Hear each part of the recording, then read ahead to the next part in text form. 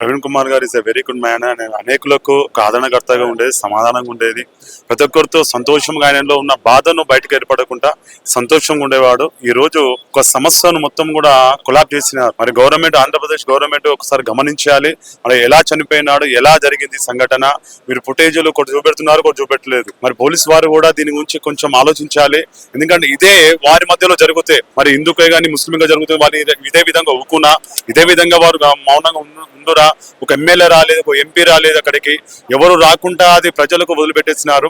మరి ఇది పవన్ కళ్యాణ్ గారు ఒకసారి ఆలోచించాలి. రెచ్చగొట్టే మాటలు మాట్లాడుతున్నారు. ఆ రెచ్చగొట్టడం వల్లనే ఈ రోజు ఈ సంఘటన జరిగినది. సో గమనించాలి ప్రతి ఒక్కరు కూడా. ఎందుకంటే ఈ రిపోర్ట్ కూడా ఇప్పటివరకు బయటికి రాలేదు. మరి గవర్నమెంట్ ఎంత మరి పనికి మళ్ళా మరి ఏ విధంగా ఉన్నది ఒకసారి మీరు గమనించండి. ఒకసారి ఒక క్రైస్తత్వాన్ని, ఒక సంస్థను, ఎందుకంటే అనాథాశ్రయం ఉన్నది, బైబుల్ కాలేజీలు ఉన్నవి, సాఫ్ట్వేర్ ఉన్నది, ఇంత మందిని అనాథగా చేస్తున్నారు.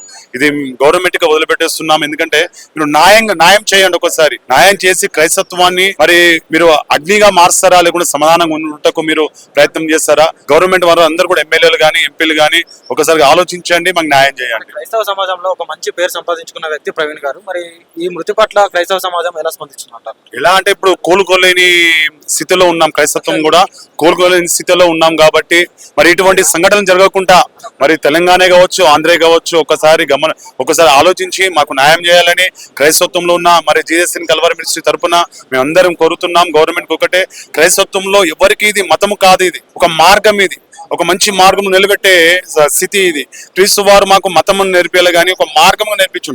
ఆ మార్గం నడిస్తే మీరు ఒక మంచి పరలోకానికి వెళ్తారని ఒక ఆలోచన కలిగి ఉన్నాము. నీతి అనేది నేర్పించుటకు మేము చూస్తున్నాం. కానీ ఇది ఒక మతము కాదు.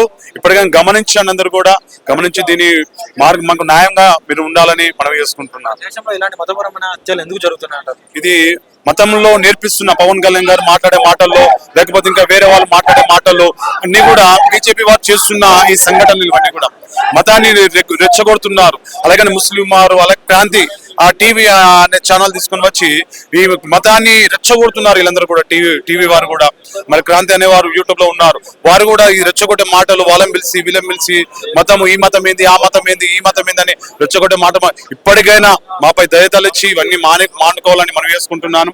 ఈ రెచ్చగొట్టే మాటలు మరి ఎవరైనా కానీ మానుకోవాలని మరి ప్రభు పేరిట కోరుతున్నాను. ప్రవీణ్ పగడాల గారి మృతి పట్ల ఎలాంటి అనుమానాలను వ్యక్తం చేస్తాం? ఇది ఖచ్చితంగా ఇది మాత్రము పిరికి పందేలు చేసిన చర్యగా మేము భావిస్తున్నాం. ఎందుకంటే సత్యాన్ని వాళ్ళు ఎదుర్కోలేక మరి ఇలాంటి వారిని మరి జ్ఞానవంతులను భూమి మీద లేకుండా చేస్తే వాళ్ళేదో మేము నెగ్గినామని అనుకుంటున్నారేమో కానీ కాదండి. సత్యాన్ని ఎవరు కూడా మరి దాన్ని చంపలేరు.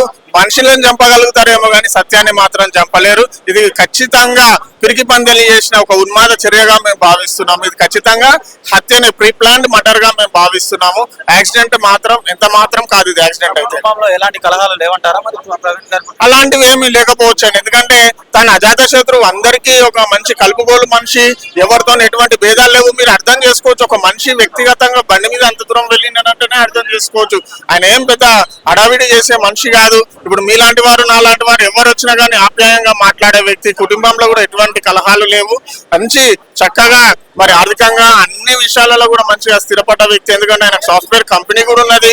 అదేవిధంగా మరి చిన్న ఆర్ఫన్ పిల్లల్ని కూడా చేరదీసి హక్కున చేర్చుకొని ఆయన మరి అన్ని మంచి కార్యాలు చేసే వ్యక్తిగా, అంతేకాకుండా ఒక మంచి వక్తగా, క్రైస్తవ లోకంలో మరి మంచి పాస్టర్, అన్ని విషయాల్లో కూడా మంచి తెలియగలవాడు అని మేము భావిస్తున్నాం. క్రిస్టియానిటీలో ఒక మంచి పేరున్న వ్యక్తి ప్రవీణ్ పగడాల గారు. మరి క్రైస్తవ సమాజం ఏ విధంగా చూస్తుంది మృతి పట్ల? మరి ఇది వాస్తవం చెప్పాలంటే తీరని లోటు మరి క్రైస్తవ లోకానికి. ఏదేమైనప్పటికీ బ్రతుకుట క్రిస్తే చావైతే మేలు. మరి క్రైస్తవులకు ఇది లోటు అయినప్పటికీ కూడా ఒక ప్రవీణ్ ప్రగడాల పోతే 100,000 మంది ప్రవీణ్ ప్రగడాలను మరి వస్తారని మేము నమ్ముచున్నాము. ఏదేమైనా కానీ ఆ దేవుడే ఈ యొక్క లోటుని తీర్చాలి. అలాంటి వారు ఇంకా చాలా మంది ఉన్నారండి. కాకపోతే కొంతమంది బయటకు వస్తున్నారు, కొంతమంది బయటకు రావట్లేదు. ఖచ్చితంగా ఈయనైతే ఒక గొప్ప వ్యక్తిని, ఒక గొప్ప వక్తను మేము కోల్పోయామని. ఇది ఏంటంటే అన్నిటికంటే ముఖ్యంగా ఏంటంటే ఇప్పుడు ఒక కులం కాదు, మతం కాదు, ఏది కాదు, ఒక మానవ మన కోణంలో మనం చూసినట్టయితే మనుషులను ఇలా చంపుకుంటా పోతే ఎందాకెళ్తుంది మన ప్రయాణము, లోకంలో మనం ఎటువైపు వెళ్తున్నాము? ఇది ఏంటంటే భిన్నత్వంలో ఏకత్వం అని చెప్పుకునేది సెక్యులర్ కంట్రీగా చెప్పుకునే భారతదేశంలో కులాల పేరట మతాల పేరట ఎంతకాలం ఈ యొక్క దౌర్జన్యం జరుగుతుందని మేము ప్రశ్నిస్తా ఉన్నాము. దయచేసి మేము మా యొక్క డిమాండ్ ఏంటంటే, క్రైస్తవులుగా మా డిమాండ్ ఏంటంటే, ఇరు రాష్ట్రాలను అటు ఆంధ్రప్రదేశ్ రాష్ట్రాన్ని ఇటు తెలంగాణ రాష్ట్రాన్ని మేము డిమాండ్ చేసేది ఏంటంటే, తూతూ మంత్రంగా అక్కడ దర్యాప్తులు అనేది జరుగుతూ ఉన్నాయని మేము అనుకుంటున్నాము. మాకు ఆ యొక్క దర్యాప్తు మీద విశ్వాసం లేదు. వెంటనే ఈ యొక్క కేసుని సిబిఐకి అప్పజెప్పి సమగ్ర దర్యాప్తు జరిగించి కుటుంబానికి అదేవిధంగా క్రైస్తవ లోకానికి న్యాయం జరగాలి. ఇక్కడ జరిగింది ఒక కుటుంబంలో ఒక వ్యక్తి పోయినట్టు కాదండి. ఈ దెబ్బ ఏదైతే మర్డర్ జరిగిందో ఈ దెబ్బ మొత్తం క్రైస్తవుల మీద జరిగిన దాడిగా మేము భావిస్తున్నామండి. అందుకనే క్రైస్తవులందరూ కూడా ఏకమయ్యి మరి రెండు రాష్ట్రాల ప్రభుత్వాలను మేము డిమాండ్ చేస్తున్నాం. అదేవిధంగా మరి కేంద్ర రాష్ట్రాన్ని కూడా మేము అడుగుతున్నది ఏంటంటే, ఈ విధంగా ఈ మధ్యకాలంలో క్రైస్తవుల మీద చర్చిల మీద దాడులు జరుగుతూ ఉన్నాయి. ఎక్కడ కూడా మరి మత మార్పులని కానీ బలవంత మార్పులని ఎక్కడ జరగట్లేదండి. దయచేసి మీరు ఇది గమనించండి. ఎవరైతే మరి లోకంలో వ్యసనాలకు మరి నానా దీనికి బాధింపబడిన వారు ఉన్నారో వాళ్ళందరినీ కూడా ఒక మనిషిగా బ్రతకాలని చెప్పేదే క్రైస్తవ్యము. కాబట్టి కుటుంబాలను బాగు చేసే దొంగలను, తిరుగుబోతు వారిని, త్రాగుబోతు వారిని, అలాంటి వారిని మార్చి ఒక మనిషిగా సమాజంలో బ్రతకాలని చెప్పేదే క్రైస్తవ్యము.